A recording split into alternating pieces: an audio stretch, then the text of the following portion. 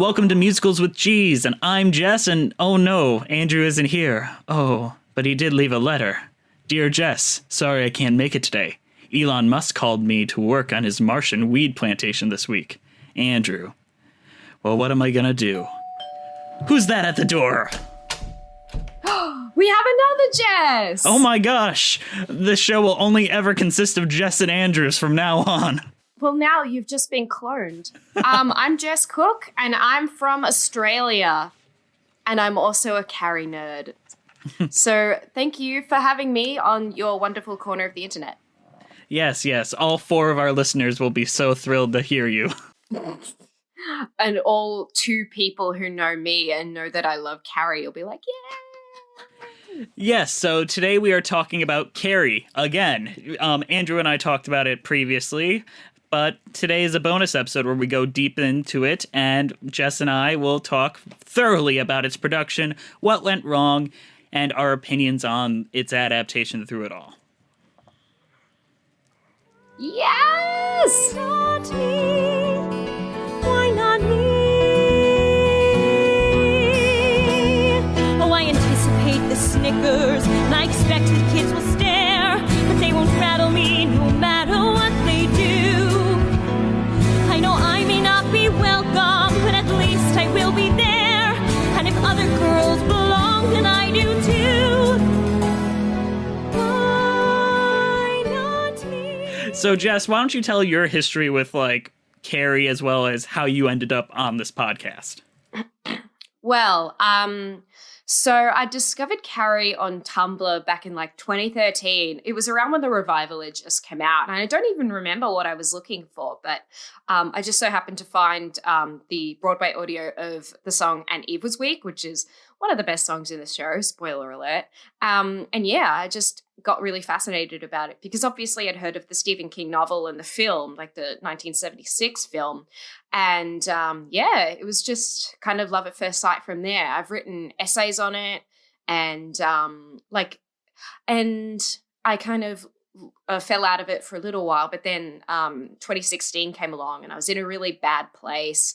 I was in a relationship that didn't treat me very well. And then I found Carrie again, and I was just like, oh, this is really interesting to learn about. And that really brought me back into the theater world as well. And it gave me purpose again. And it's not even the story itself that I really connect to. It's just the fact that it was there when I needed it, and it gave me purpose in life again. And that's why I'm here being complete theater trash and deciding to pursue a career in acting again. That's fantastic. That's actually wonderful. I'm sorry, that just touched my little shriveled heart. Aww. There might be a palpitation to it now. And because of it, because of how much it touched me, I've got a tattoo of the logo of the original production on my right rib. Oh, shit. Is there any way we could get a photo of that for, an appropriate photo of that for the show notes? Yeah, I've actually got one on Twitter somewhere because I got the tattoo this January. So, yeah, hurt like a motherfucker, but it was so worth it. This is why you don't do your first tattoo on your right rib. Would you get another one? Hell yes. What would you get? Would it be Carrie related? No, I have other ideas of tattoos that I'd want. Because I was just in a new musical called The Rest is Drag, and I wanted to get a tattoo that kind of represented that because it's my first role in a musical. Professional role in a musical, and I really wanted to commemorate that. And I've also got ideas of this thing that Ben Crawford, that guy who's in Phantom of the Opera? Yeah, the one with the faces. I don't know. Yes, that guy, he wrote a tweet a few months ago where he was like, stop trying to tell actors that they can't be tired because they're doing what they love. He said, I'm always tired, but always fulfilled. And I really want to tweet him and be like, hey, can you write this down? Because I want to tattoo it because it just sounds beautiful. That's what I want in life. We're just getting too deep. We haven't even got to the musical part yet. All right, this is where I step into the story. For a while, you would consistently comment on my videos saying, please do Carrie the musical. Guilty as charged. Like, it was a consistent thing anytime I'd post anything, and I didn't post very much. You would say, do Carrie, I was will you always do excited. Carrie? And then I ended up following you on Twitter because you actually have a good Twitter that posts funny shit. And I honestly geeked out when you followed me on Twitter. You really shouldn't have. I did, because I'd watched you for so long, and I was like really excited that somebody I looked up to and who inspired me to like research Carrie to the depth that I have followed me on Twitter. Like, I'm actually writing a whole thing on the history of the show. I haven't finished it yet because life keeps getting in the way, but I've been writing it, and that was really inspired by your episode on Phantom of the Opera, that 3-part like epic on a musical you don't even like. Yeah, that is what I'm known for the rest of my life, probably. I've won awards for films, but I will be remembered for that 90-minute Phantom of the Opera review. Yeah, that's like me doing a review on Guys and Dolls, because I really don't like Guys and Dolls. The sad part is, in making that video, I grew to like Phantom more. That's the sad part. See? Like going back to Carrie, there was songs that I didn't really pay much attention to before that I ended up really liking. Like, there's a cut song from the Stratford production called White Star that I didn't really pay much attention to before, but then I was just like, oh, this is such a good song. Well, let's go into the original production. Let's skip over the book and all that, like the De Palma film, because that's not really important. We're all Carrie the musical. Yeah, forget all that stuff. We all know about that. If you want that, go to the Wikipedia page. From damnation.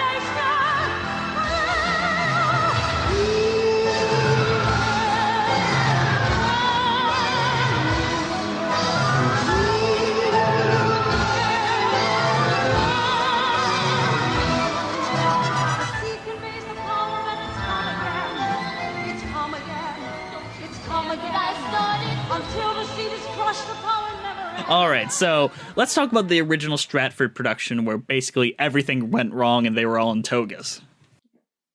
Gladly. So the production was kind of inspired back in, I think, 1981, because Michael Gore and Dean Pitchford, they just won the Academy Award for Fame, and they were looking for their next production. So I think it was Michael Gore. It was either Michael Gore or Dean Pitchford went along to the Broadway production of Lulu with the screenwriter from the original movie, Lawrence T. Cohen. They went to see Lulu, which had just been, they'd just written a third act in because their original writer actually passed away before it was finished. But they watched that and they kind of looked at each other and they were just like, if Alban Berg, the writer, was alive, he would have written Lulu for the Met because it was kind of revolutionary at the time. So they kind of thought, hey, we could do that with Carrie. So they really liked the kind of operatic style of Lulu. So they really wanted to apply that to Carrie, like particularly, I reckon, the Carrie and Margaret stuff, which is, I think, why there was such a focus on Carrie and Margaret in the original production. Like, that's what people remember about it. That's what everybody thinks is genuinely brilliant. And then the rest of it is just like, hey, have some cutting room rejects from Fame. Like, literally, the song What a Night sounds exactly like Holding Out for a Hero, which is another song that they composed back in the 80s. Seriously, like, if you listen to them back to back, it's just like the same kind of beat. So anyway, to the Stratford production. They did a workshop in 1984, which ended up doing really well, and they were interviewing different directors. Like one notable example was Bob Fosse. Oh wow, that would like, can you imagine opening Act 2? Like, when I think of the musical Act 2 opening, which was at the time Out for Blood, which is glorious, I just think of somebody narrating, "Ladies and gentlemen, Chris Hargensen in an act of desperation." That's just what I imagine Bob Fosse would have done. But Bob Fosse apparently wanted to take it in a lot more of a darker direction, and I really wish we would have known what that was. But unfortunately, he died in 1987. So yeah, they ended up getting Terry Hands as the director. Who wasn't that good a choice, was he? Yeah, because Carrie's a very American production while he's a very, very British man. And there's a bit of a funny story about that because the producer, Fran Weisler, she said to Terry Hands, "It's like Grease," talking about the musical Grease. He thought it was about the country. Oh, shit. He thought it was about the country, and that's why it's kind of looks like a Greek tragedy, and they're wearing Greek togas and stuff. So basically the reason why it looks so weird is because of just a sheer misunderstanding. And no one corrected him? No one corrected him. I don't know why no one did that, but it just kind of happened that way. It's like when no one corrected Hal Prince and the t-shirt thing in Merrily We Roll Along. No one thought, hey, maybe this isn't a good idea. I'm not very familiar with Merrily We Roll Along. You'll have to fill me in on that. There's a great documentary on Netflix. It's fantastic. Ooh.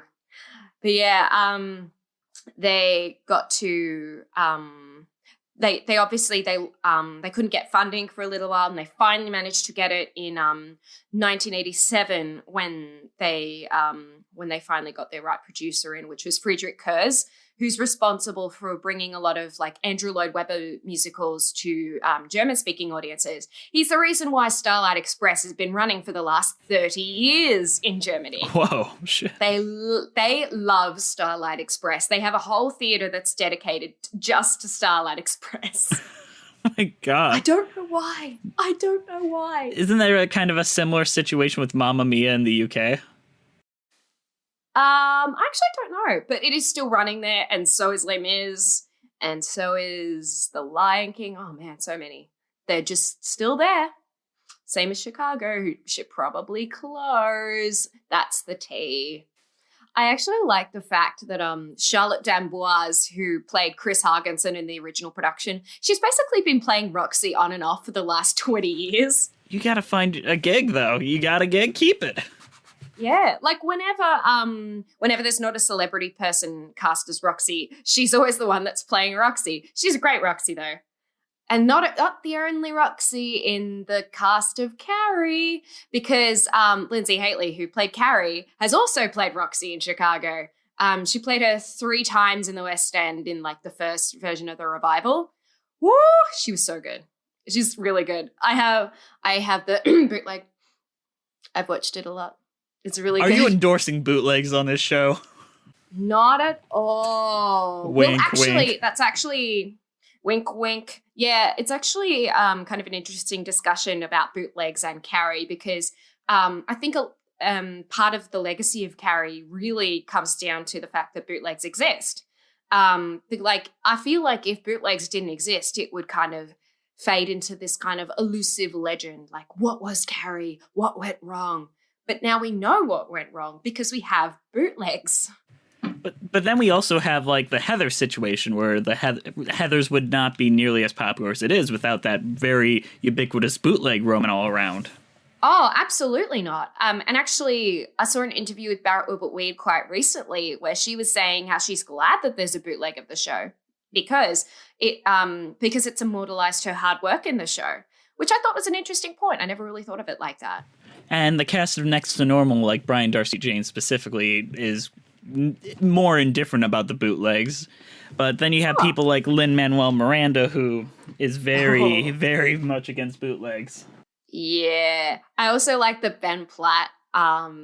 He's apparently one of the biggest watchers of Wicked bootlegs out there. And I can't find the tweet for this, but allegedly he asked for a bootleg of his closing night in Dear Evan Hansen. I mean, I would.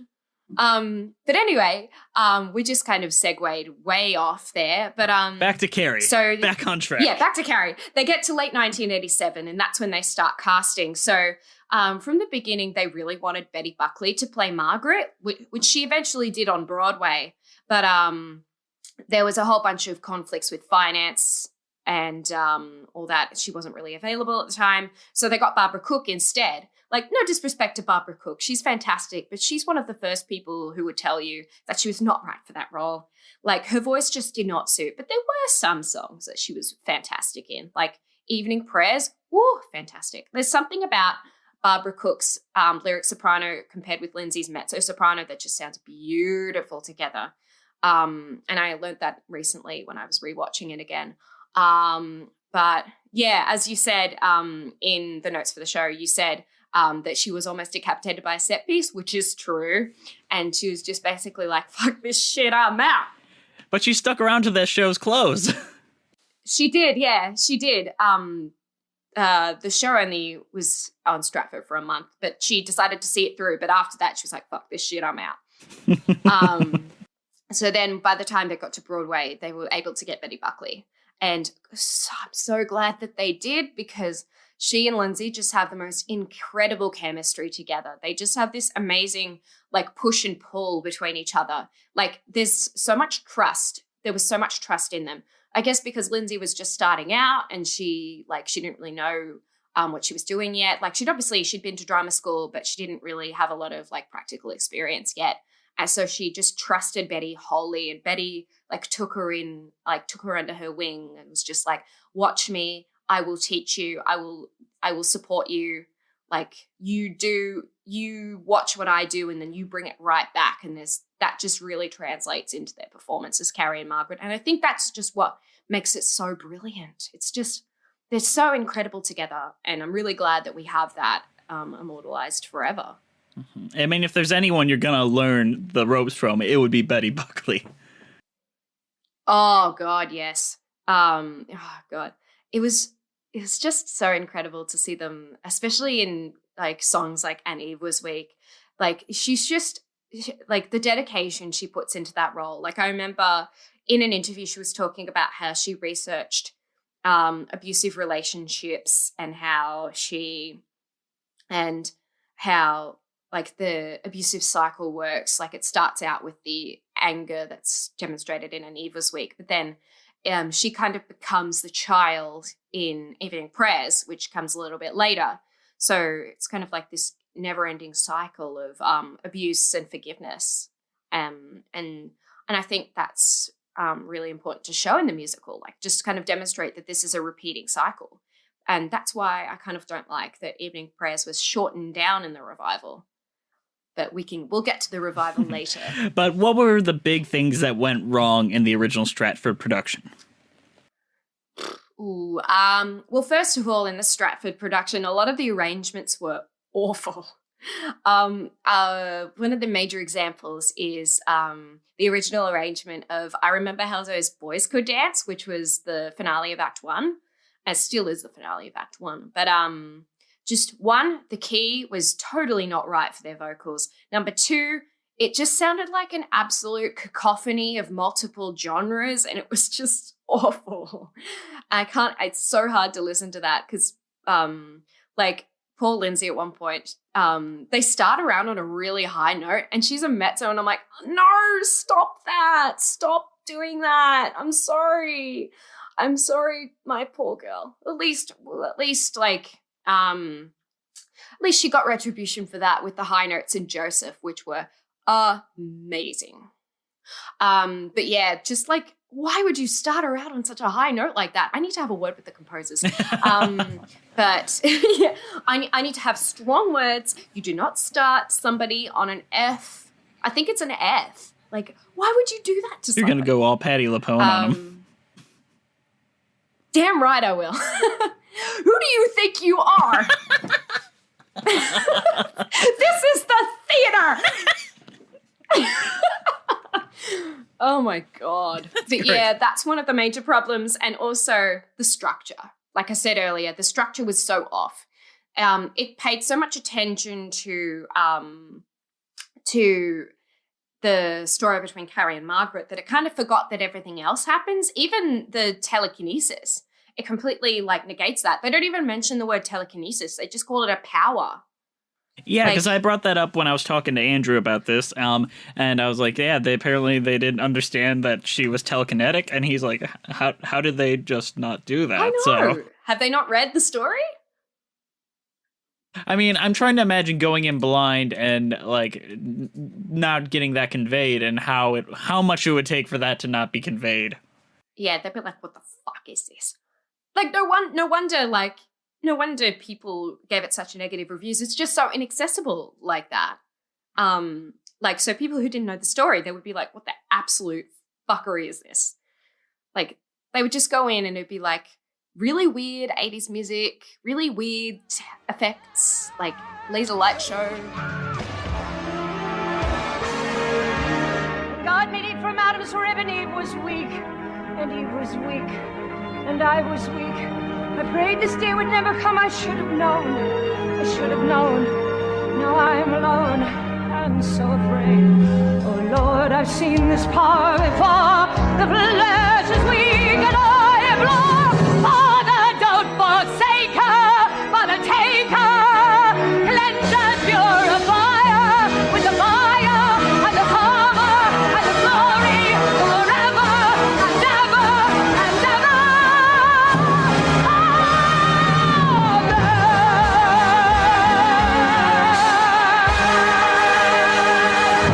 Um, what were the biggest changes from Stratford to Broadway?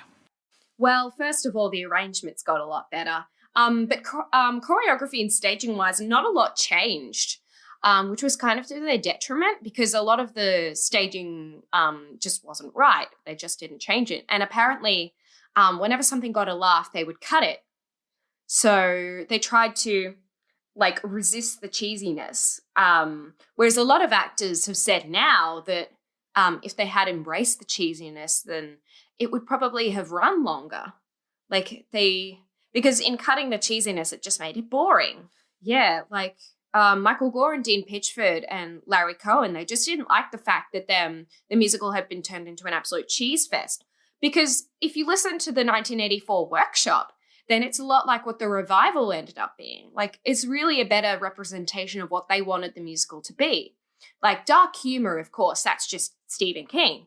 But the music was a lot better in a lot of ways. And like, yeah, it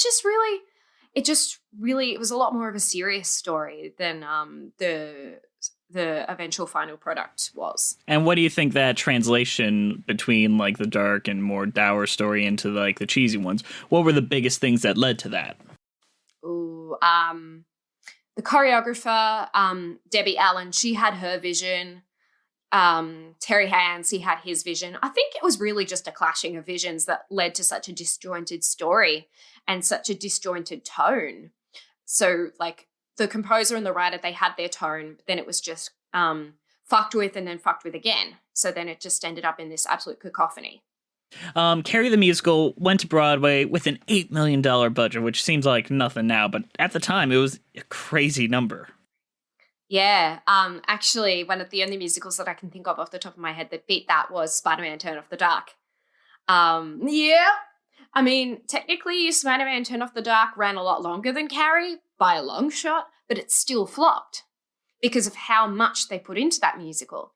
And the same deal happened with Carrie. And interesting fact about the budget was what happened, the reason for it closing is not solely because of the fact that that it got negative reviews, which, I mean, that's a contributing factor. But what also happened was the producer absolutely freaked out at what was going on, and he took all the investment and fled the country. So he had the money, so nobody got paid. As far as I'm aware, nobody got paid. Shit. I did not know that part. Yeah, so that's really what happened. I think if he hadn't fled the country, it probably would have run longer. So I think Charlotte D'Amboise said that they got their closing notice within like a day of opening.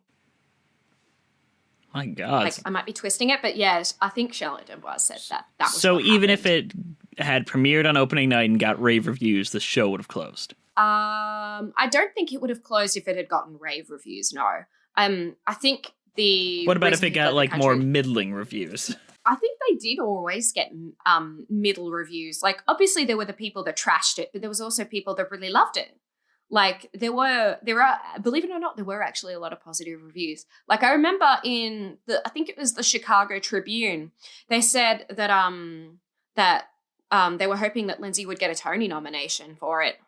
Like, well deserved, man. Like, she was so good. She was so young too. She was 17. And she Actually, a couple of years later for Joseph, she got an Olivier nomination for that, which is, again, well-deserved. Like, she really does. She's really an underrated actor. Like, she really does not get the credit that she deserves.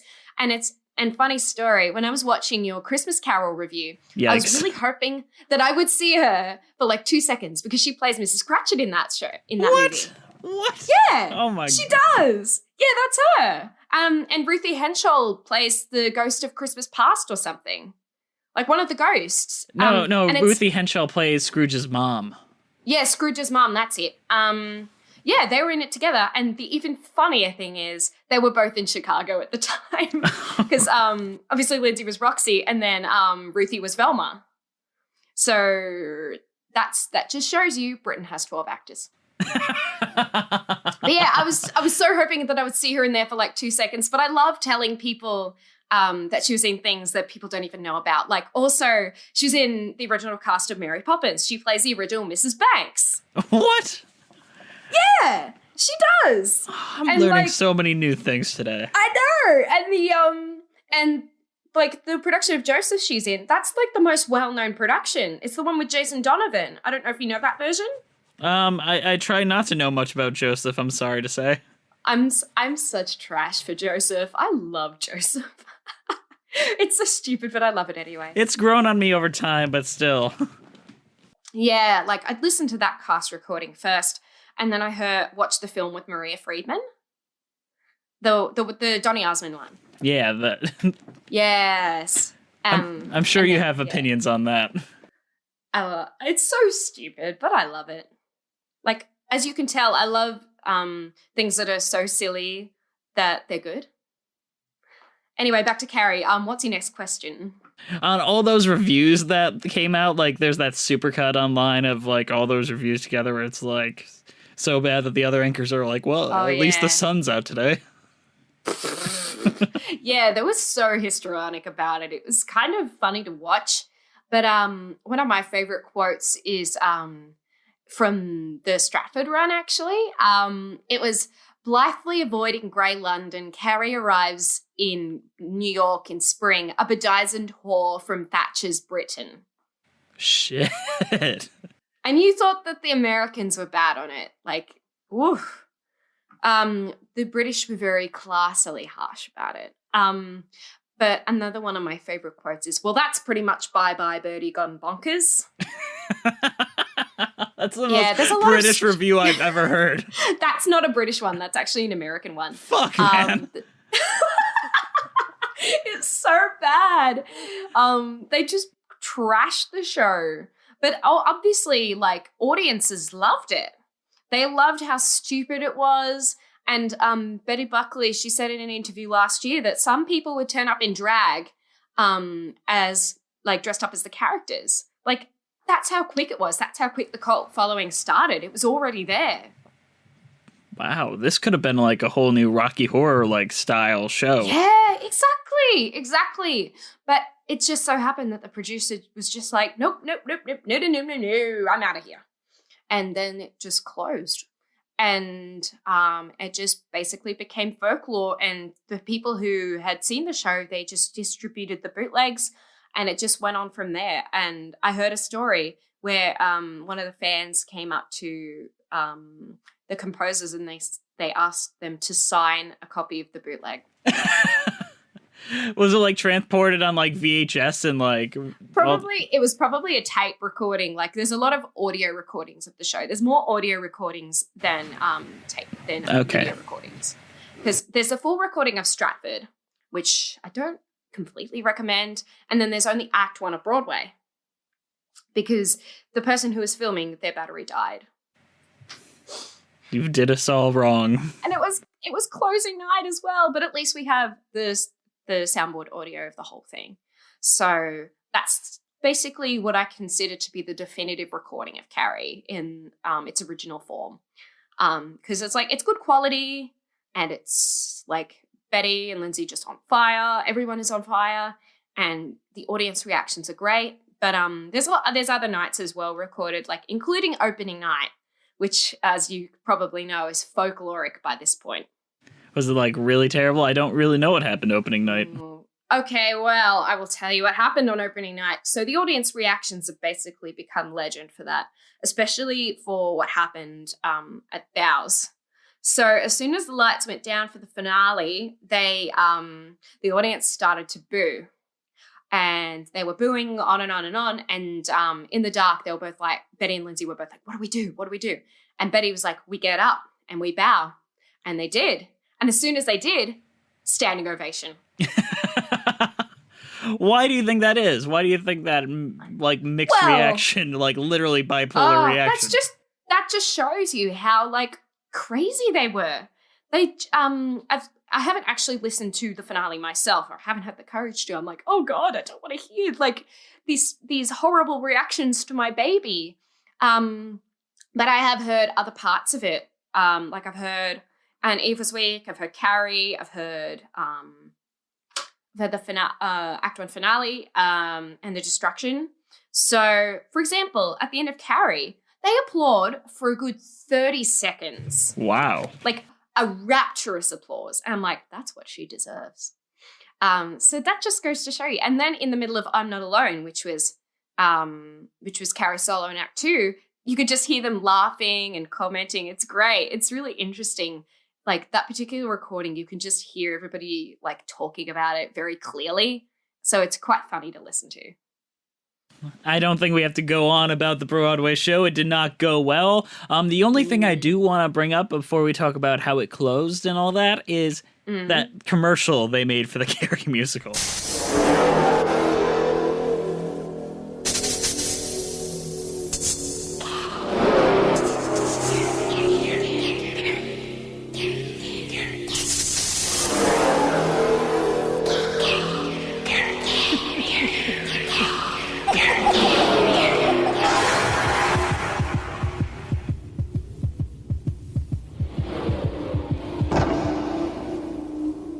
Oh my God, it's so good.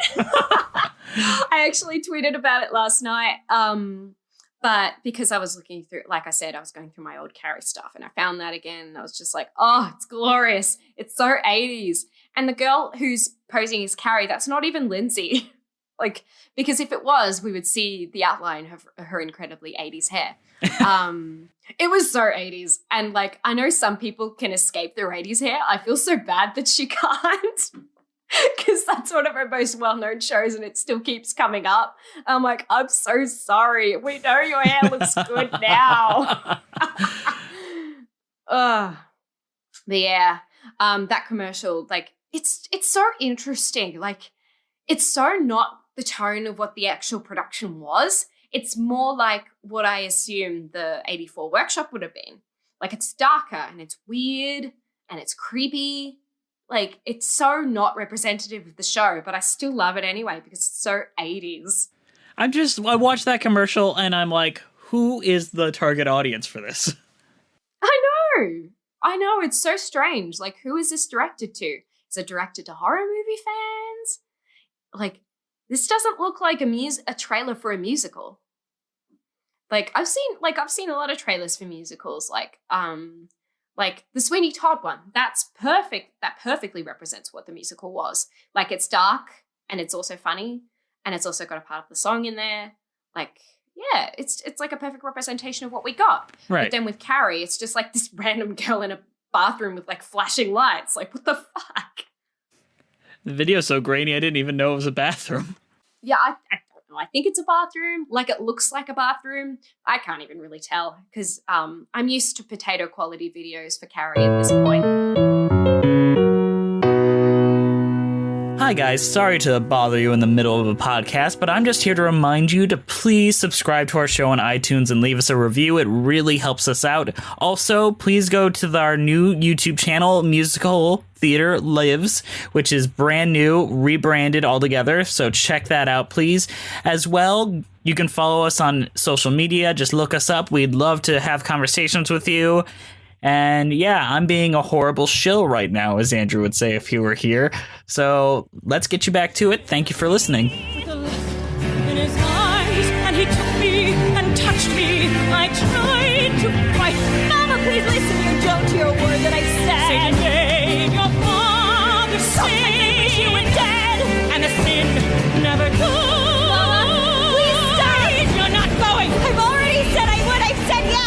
say no. Tell him you've changed your mind. Mama, come back. The rain's coming in. I have to close the windows. I'll get them.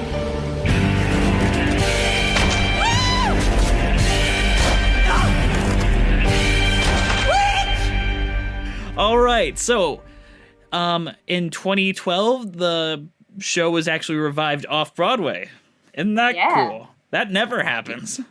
Yeah, they'd been working on a revival of it for a little while. Like, rumors had been dating as far back as like 2006, 2007, because it had gained popularity again because I don't know if you know the singer Natalie Weiss. Mm-mm. Well, yeah, she's responsible for this series on YouTube called Breaking Down the Riffs. But in college, she did a cover of I'm Not Alone, and that kind of went viral.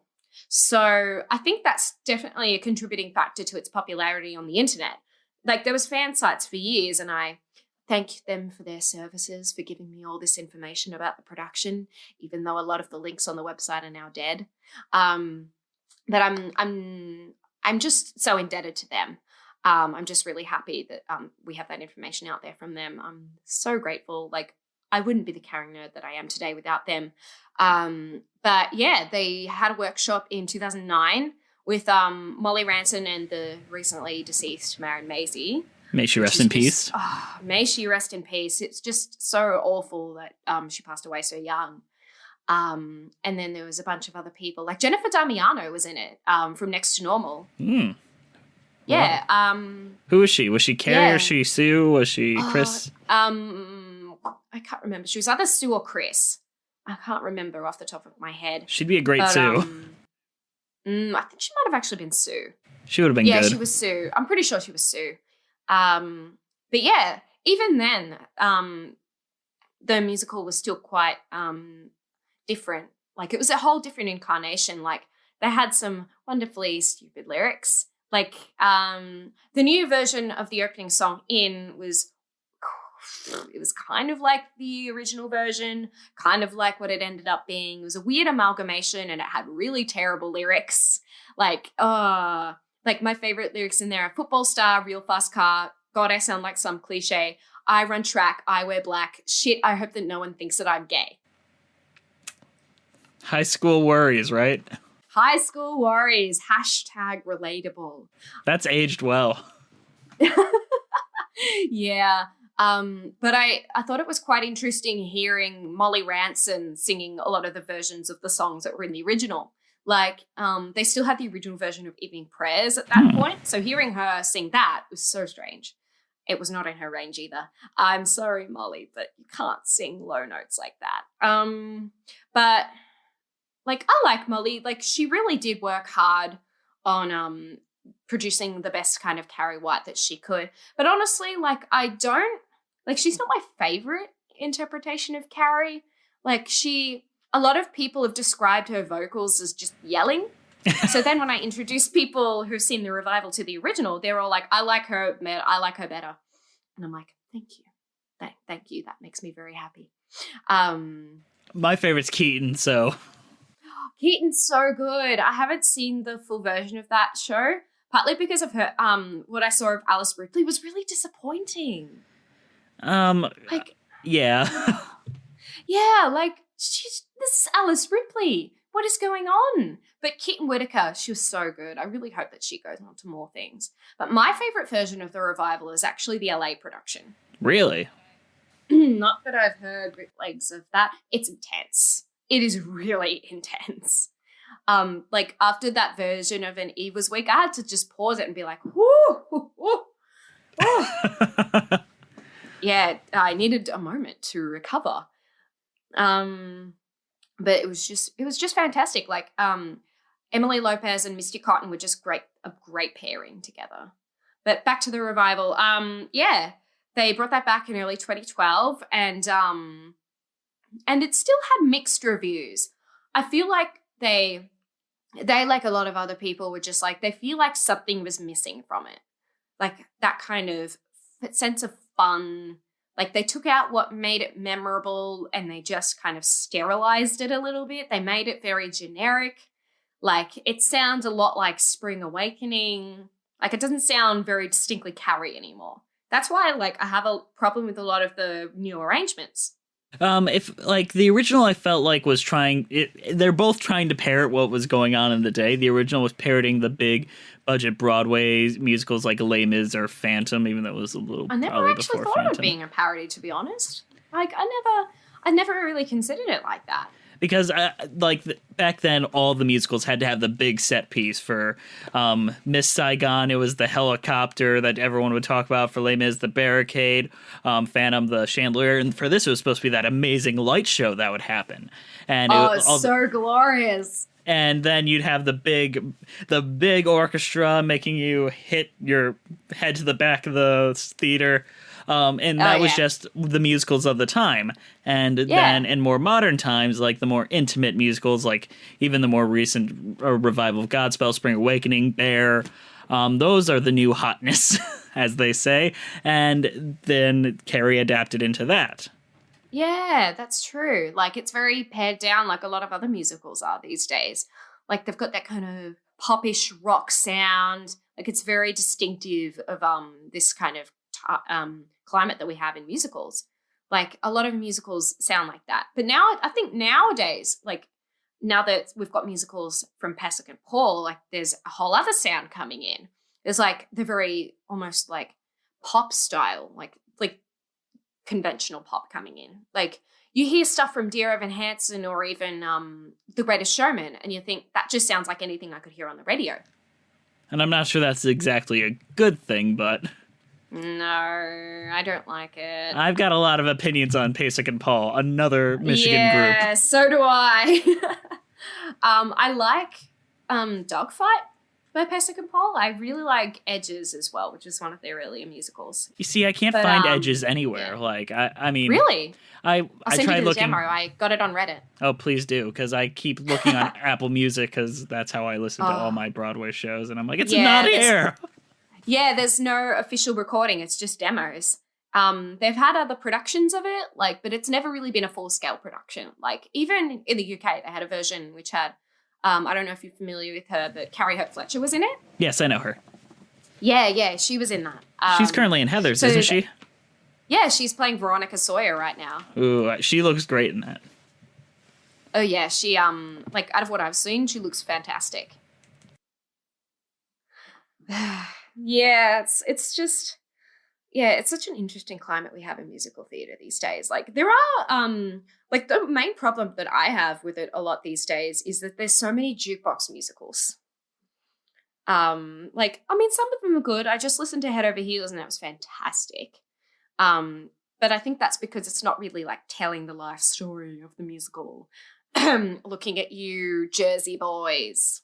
And Carole King and what's that new one? The Donna Summers one.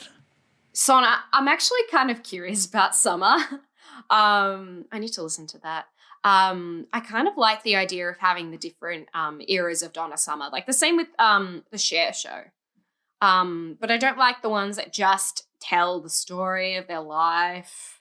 Like, we could just watch a documentary. We don't need a jukebox musical about that. There's so many better properties that we could dedicate our time to. I agree. Like, hell, even SpongeBob had a more interesting idea of what to do with a musical. Like, I'm one of the 3 SpongeBob defenders in the world. Oh, come on. There's probably more than 3 SpongeBob defenders in the world. Like, have you been on Stan Twitter?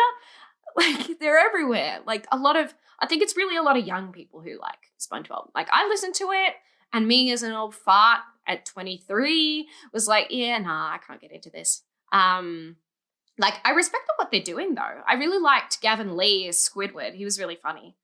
But I don't know, the music didn't really do it for me. The music wasn't what sold me. I mean, it had effort. Like, obviously, it wasn't thrown together. And it felt like they wanted to make something good, and it came off effectively. Like, it all felt equally as effective. And here's where I'm going to go on my SpongeBob rant in my Carrie video. I'm sick of kids not having anything to do on Broadway. Like, families are 100% of what go touring around New York, and they have kids, and you can't take them all to see Wicked because that's sold out every night. Lion King, you can see that anywhere. Like, it'll come to your town no matter what. So I think we should like have things that kids would be mildly interested in on Broadway if we want to survive. And I think if you're going to put the effort into it, like I believe SpongeBob did, and make it quality despite like having it aimed at kids, younger kids and families, I think that's something to be appreciative of, as opposed to like shitting on it and having this snobbish outlook on it.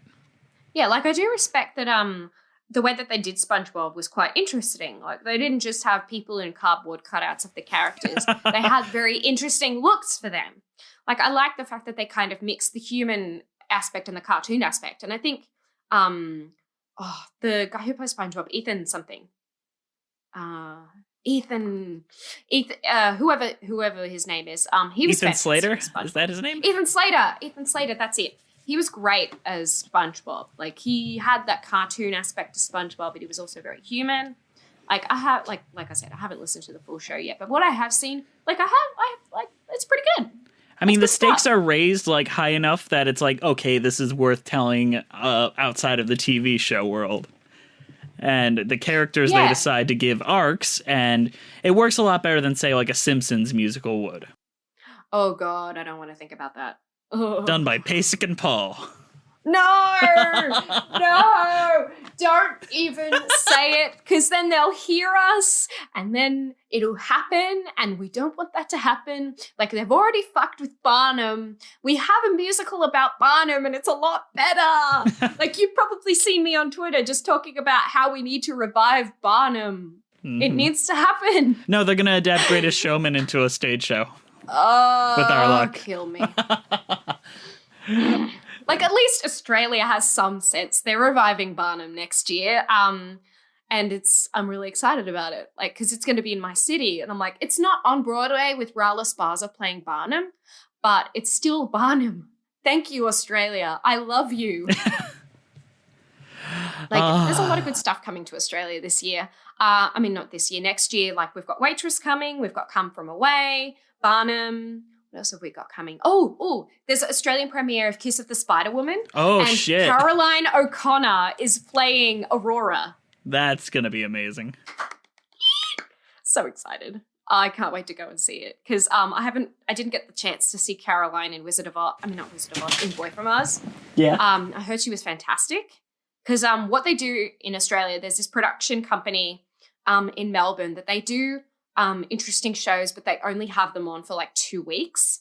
So one of the most recent ones they did was Boy From Oz, and they had Caroline O'Connor as Judy Garland, and they also did, what else did they do? They did Oklahoma, and they had Anna O'Byrne playing Laurie. Anna O'Byrne from Love Never Dies. Oh, I've been pronouncing her last name wrong this entire time. How have you said it? I'm just Americanized, and I'm like, Anna O'Brien. No, it's O'Byrne.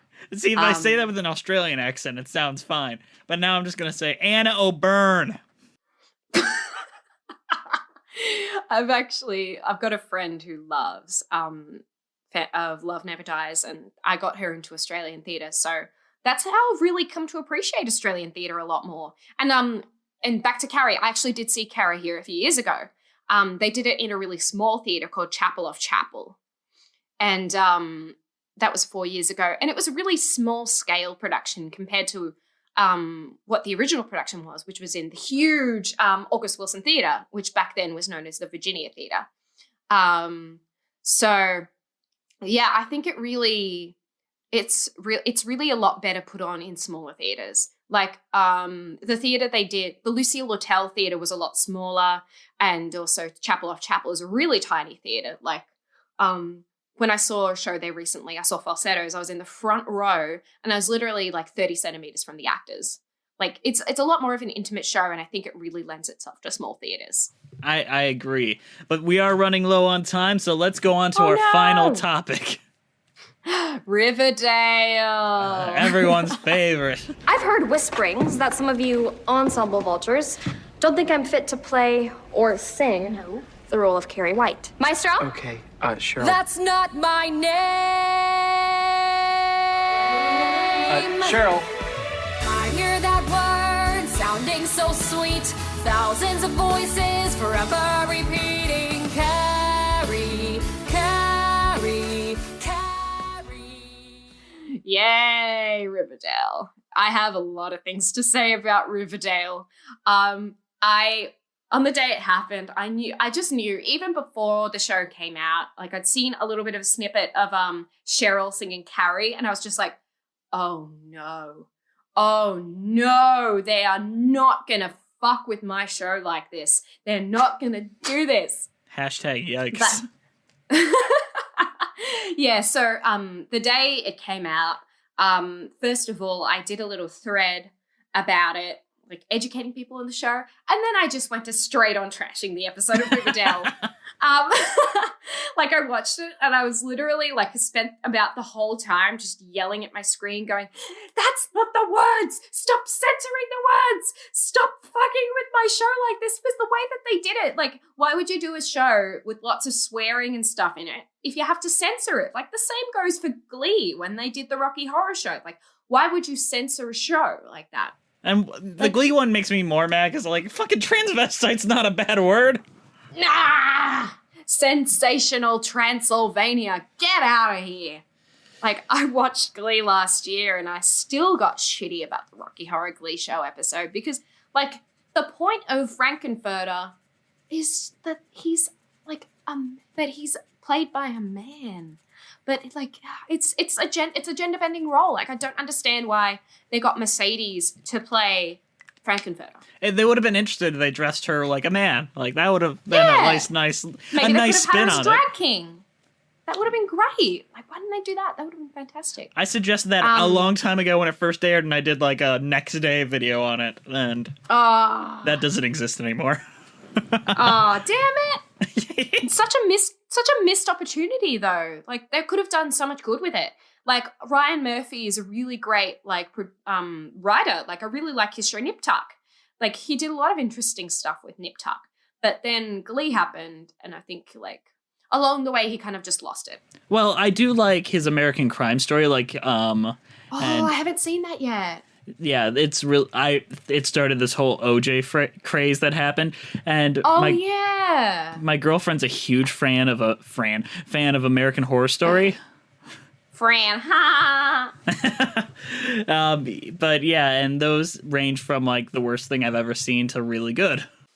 Yeah, I've seen the first like 3 seasons of American Horror Story, and it was good. But then I got to the start of season 4, which was Freak Show, and then I was just like, no, I'm out of here. I don't want to see people like having a circle jerk around Jessica Lange anymore. I'm out of here. Well, now she's gone, and then in season 5 they did a circle joke around Lady Gaga.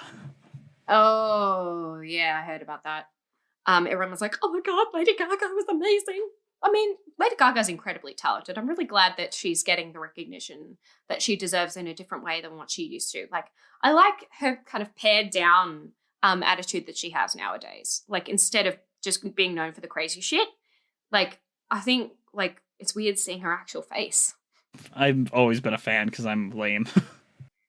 Oh, come on. Like, I've been a fan of Lady Gaga, like, around when she started. Like, I remember when she first started, my ringtone on my phone, my old Nokia, oh yeah, baby, was, and nothing else I can say. Yeah, I mean, I loved her party songs. Oh yeah, they were classics. Now back to Riverdale.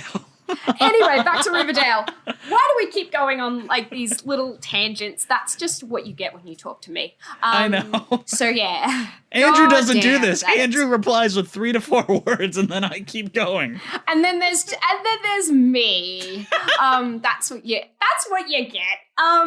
So basically, the Riverdale episode, like the fact I have a lot of respect for the fact that they chose Carrie out of all the musicals they could have chosen. Like, because it would have been so easy to just pick a musical like West Side Story or Grease or anything else, but they chose Carrie of all things. And I think it's kind of coincidental that this year is also the 30th anniversary of Carrie. Like, it came out 30 years ago now. And like, obviously it did the show dirty, but I think it really brought Carrie to a new audience. Unfortunately, a lot of that audience thought that Riverdale made Carrie up. Yeah, I've seen a lot of those where it's like, this ripped off Riverdale. And I'm sorry, I'm still baffled at the premise of Riverdale adapting Archie comics to be this dark, gritty bullshit. What? Oh, God. Just like the people who are just like, oh my God, this is the best thing in the world. Cheryl is just such a beautiful singer. Don't lie to yourself. Cheryl's awful. Just as soon as she said the start of the title song of Carrie, I was just like, fuck right off. Get out of here. No, that's not how you sing it. Like you're doing such disrespect to such a great song. And they didn't even have any of the good songs. Like, they didn't even have songs like An Eva's Week. They didn't have it. They only had like half of Evening Prayers. They didn't have I Remember How Those Boys Could Dance, or even When There's No One. Like, I think the mother character would have sung a great When There's No One, but no, they just had Stay Here instead, which is like a tiny song in the middle of Act 2. That just really gave me the shits. Like, they had all the songs that, like, honestly, I completely forget about. Like, a lot of their new songs I just completely forget about. That's just me being original musical trash. Like, there's a lot of the new songs that I feel are quite unmemorable. Like, a lot of people really like them, and I get it, but like, I always forget that they exist. Because I'm just in my little original cast bubble, because I just love that show so much. That's the version of the musical that I have that connection to. Because that's the one that made me fall in love with the show. And usually I find that it's the other way around. Like, I start people off, when I'm showing people the show, I always start them off with the revival. And then if they really like that, I'll be like, hey, so here's the original. So that's really how I wrote people into my little world. That's how you wrote me into it. Like, I watched the revival, then I listened to the... I don't know which one you sent me, but it was the original. That was the Broadway soundboard. That's closing night. That's what like I said before, that's what I consider to be the definitive version. It was great. That was a fantastic listen. Yay! I'm so happy. I love it when people love the original, especially. That makes me really happy. I mean, I love both of them for both their faults and their positives. Yeah, exactly. Like, there's things about even the Stratford version with Barbara Cook that I love. Like, I love her more tender moments as Margaret, whereas I like Betty Buckley's moments of absolute fury. And then I love Marin Maisie's kind of like mixture of the two. Like, sometimes she's really fierce and then sometimes she's just really tender. Like, all the people who've played the role have brought their own kind of spin on it. Like, even Maureen McGovern, who played Margaret in the workshop, she just spitfires. Excuse me. Yeah, she just bloody spitfires some of the songs. Like, and Eva's Week, it was just like bam, bam, bam, bam, bam. Damn. Yeah, I really, like, she just goes off and it's fantastic. Like, she and Annie Golden are just a great pairing too. Like, I would say that my top three, Carrie and Margaret's, Betty Buckley and Lindsay Haley, obviously, Maureen McGovern and Annie Golden, and then Misty Cotton and Emily Lopez. Those are my three favorites. And when you're getting into the show, I absolutely recommend those three because they're just so representative of Carrie and Margaret for me. You're not recommending bootlegs, are you?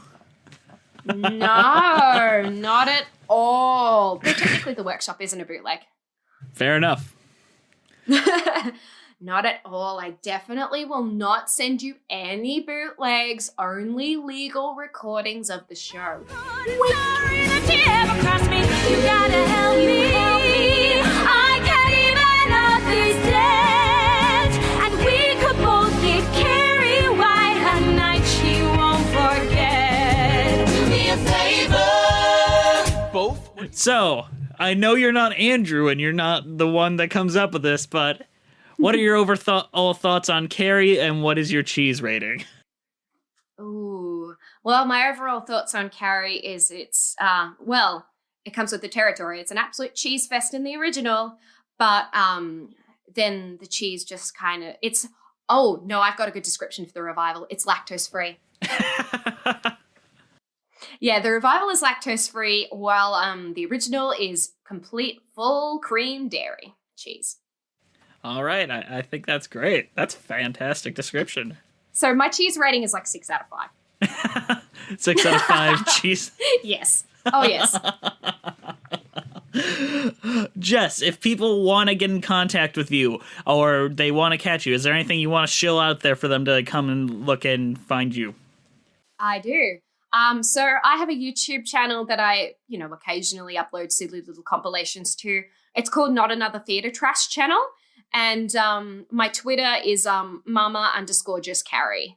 All right, so let me do the basic outro stuff. I think Carrie is great. It has issues. Every version of it has issues, but I think it is a fine watch and probably the best way to hear the story. Like, I haven't seen the films, but I have read the original book, and I think it is the most effective way to get inside the character's head. If y'all seen my most recent video essay, you'll know that. Wait, you haven't seen the film? I haven't seen any of the films, no. Oh my god. I read the book. That was it. Oh, what? Oh, just watch the 76 film. It's fantastic. I love Sissy Spacek and I loved Brian De Palma, but it was different because me and Andrew recorded. He had seen the film, I had read the book, and then we're both going into the musical. So I was like, oh, I want that different mindset. Yeah, there's elements of the book and the movie in the musical. But I think especially in the revival, particularly the book. All right, so thank you for listening, and please rate us on iTunes, subscribe to us. We're on Spotify, Stitcher, and a bunch of other crap. We're at Musicals with Cheese. Follow us on Twitter, ask us questions. We'll answer them eventually at Cheesy Musicals. The Instagram, Musical Theater Lives. I post a bunch of crap on there. Take a look at that. Also, the YouTube page, I'm sure y'all know about that, Musical Theater Lives. Email us with as many questions. If you want Jess to come back on, please email us at musicaltheaterlives@gmail.com. Thank you so much for having me from all the way across the world. Yes, she was wonderful, and now she's got to go off to uni because, the time zone differences are so different. Yeah, it's 12 in the afternoon over here right now. It's late at night here in Michigan. Oh, God. Yeah, it took so long for us to get together to do this just because of the time zone. So we're finally here. We've finally done it. Thank you so much. It was worth it. You're wonderful. You are a joy. Thank you. This is the first God. conversation we've ever had, and it flowed so well. I was I know, a little it's worried great. because I've always had fans say I want to do this, I want to do that, and it just didn't feel right. And this is the first time where it felt right when I was like, come on, let's do this. Yeah. Honestly, in my head, I am geeking out, but honestly, it's just been such a nice conversation. Thank you for listening. Jess, thank you for coming on. Thank you. All right, this was Musicals with Cheese. We'll see you next time.